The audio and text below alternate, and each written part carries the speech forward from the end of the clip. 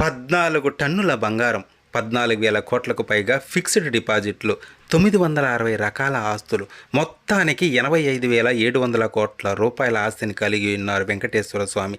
ఏ ఆలయానికి కానీ ఏ దేవునికి కానీ రాని విశేషమైన ఆదాయం ఒక శ్రీనివాసునికి వస్తుంది. ఎందుకు? బంగారు రూపైనా, డబ్బు రూపైనా, స్థిరాస్తుల రూపైనా మరెన్నో ఆస్తులు వచ్చి హుండీలో పడిపోతూ ఉంటాయి. ఎందుకు? బంగారు పద్మపీఠం, బంగారు పాద కవచాలు, స్వర్ణ పీతాంబరం, బంగారు నందక ఖడ్గం, బంగారు హస్తాలు, వజ్ర కిరీటాలు, ఇలా మరెన్నో భక్తులు శ్రీవారికి సమర్పిస్తుంటారు. ఎందుకు? ఎంతమందికి మాటిచ్చాడో, ఎంతమందికి జీవితాన్ని ఇచ్చాడో, ఎవరికి చేతులిచ్చి పైకి లేపాడో, ఎంతమందికి చేతలిచ్చాడో, ఎందరికి కన్నులిచ్చాడో, ఎందరికి కాళ్ళిచ్చాడో ఎవరికి తెలుసు? ఇదిగో ఆ కోరికలు తీరిన భక్తులే స్వామివారికి మనులిచ్చారు, అలంకారాలిచ్చారు. ఆయన ఎంతమందిని కరుణించాడో ఆయనకు వచ్చిన ఆస్తులను బట్టి తెలుస్తుంది. ఆయన అత్యధిక ధనవంతుడే కాదు, అత్యంత కరుణాసాగరుడు కూడా.